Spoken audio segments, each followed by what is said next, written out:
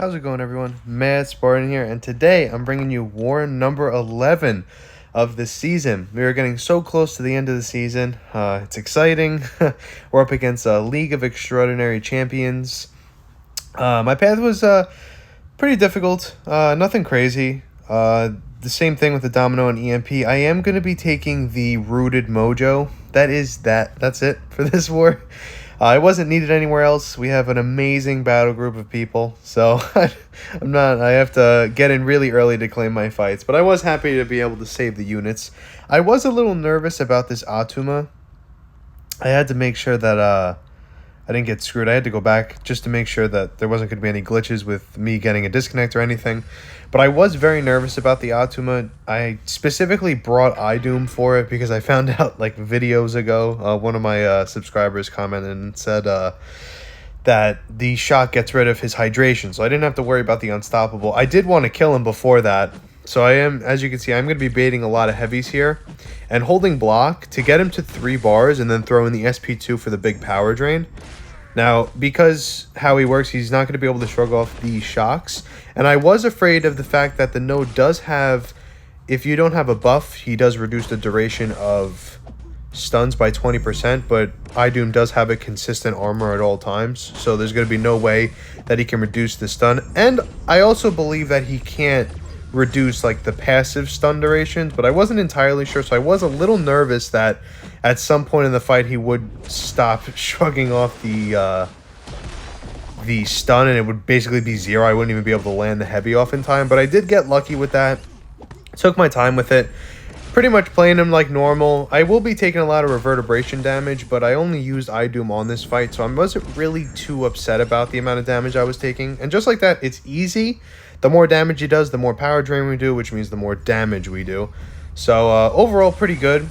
Next up, we have a Wiccan, which normal fight with Quicksilver. Just have to take your time. Wiccan doesn't really work with this node. It has Nullify, and he only does Neutralize. So I'm not really sure why they put him here, but makes it easier for me. Now, this war is very important because we lost last war. We have to win this war and the next war to land Masters. So it is very tense for us at this moment. And I can tell you, spoiler alert, we do end up winning this war. So now there's even more pressure on the last war, which by the time I'm doing this voiceover, I'm currently in the last war. And it's looking pretty neck and neck right now. So overall, it was a pretty good season. You know, I didn't do too well in it, so I was a little annoyed about my performance. I finished it off with 4 deaths, which is like the second highest I've ever had in a season. So I am going to be, obviously, like every season, pushing for that perfect season next time. We are on terminal velocity, so I'm going to be renewing those whiplashes. As soon as I get to the SP2, it is game over. We're not taking any damage from the Incinerate because of the global, and I didn't even need to do the SP2. I just detonated them on purpose, and then like that, he was done.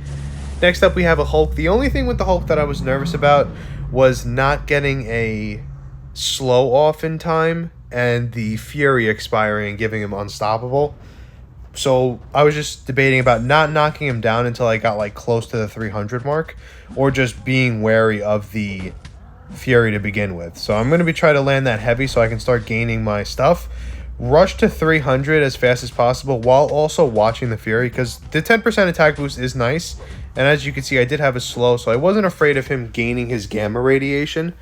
So I will be trying to, you know, basically like take my time with it. I did happen to get across the SP1, so I'm going to throw this SP2 to get back, because I don't really like the SP3. Not really sure how it works, and haven't really read up on how it works, so just overall, just avoid it at all costs. I will be trying to get to terminal before I get to my next SP2, and as you can see, I'm just building up these whiplashes. I'm willpower regening, only 29, so he must have a despair, at least 1 point in despair at this point. But I am still willpower regening, which is good for me. Saves me a little bit of items because I have had time to build it, but not too much. So I'm going to be using that SP2 animation to dash back and get to terminal. As you can see, I'm just spamming it, and then I'm going to throw this SP2. Game over. It doesn't matter how tanky Hulk is. Big burst damage. He has the slow, so gamma radiation. He didn't go unstoppable in the middle of it. And just like that, he is done. And now this fight. I take this fight pretty much every single war. EMP Domino. Nothing crazy to it. There's a couple Alliance members that have a tough time with it. And I mean, the game could definitely go wrong. That's also why I popped an invulnerability boost. I did not pop a regen or a start with a bar of power. I do like to do the same thing where I do an SP1 and then an SP2. I don't really like to get to the SP3. I just think it's too much time. Like, I want to end this fight as fast as possible, so I do one SP1 and pretty much an SP2. And that should be game over.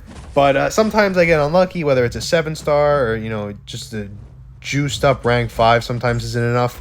I do run into a lot of issues where she doesn't throw the SP2. She is pretty cooperative in this fight, so I was happy about that. Sometimes I get screwed pretty bad with that. So we throw the first SP1. Now we're at 5 force fields, which I think by the time we get to the SP2, I believe we'll either still be at 5 or we'll have 6. So overall, like a lot of people, I do the SP3 and the SP2. I just think it just takes too much time for an extra like 3 force fields. It's just not worth it to me. I'm trying to end this fight. So I'm just playing normal, you know, trying to bait these specials, but my back is against the wall, so she doesn't usually throw the specials. Hoping this SP2 comes out. It is not coming out. And she's just not cooperating. So I do decide to go fully for it, throw the SP2, hoping that it kills.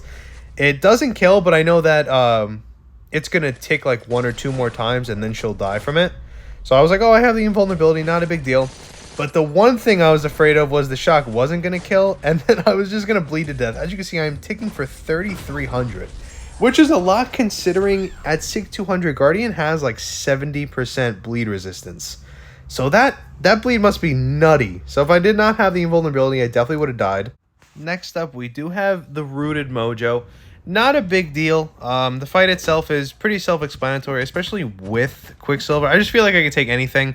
I don't have the same level of confidence I do with Titania that I have with him, but it's still overall amazing. I'm going to be trying to bait that SP1, but we get unlucky. The only thing with this is, and you're going to see it, I believe, like, in a few seconds, I do have a problem with dexing some specials with him because it is an all new type of timing with him. He's just too fast. So sometimes it's a type of, like, you have to dash back a little preemptively or a little later because of how fast it is. Where usually I have the usual timing of it with a typical, like, regular sort of medium speed dash back, but for someone with so fast, like, the timing is all different. Like, you have to do it a lot later, so I'm just not able to do that. So we do have 29, which is pretty crazy. It's a lot of whiplashes, especially since it's doubled against Mystics. So I'm pretty much just gonna build up, try to get to the terminal, and using the SP animation, it's pretty simple. I'm gonna do a cheeky double medium with an SP2 double, and he should be done. 70 whiplashes, which I believe, because it's doubled against Mystics, I believe it's 140 actually. So overall, an amazing war. My alliance did amazing. I think we ended up winning 3-2, which is pretty crazy. Kudos to our BG3, which had 0 deaths that war, which was pretty much the only reason why we won. So I just want to say a big shout out to all of BG3. They're killing it over there. We're happy to have them, and I hope that they stay with us for a while to see we could all work together to get to Masters. But overall, good war. One more. Hopefully we win that and we land Masters again, which would be amazing for us, especially confidence-wise. But overall, I hope you guys enjoyed the video, and I'll see you guys in the next one.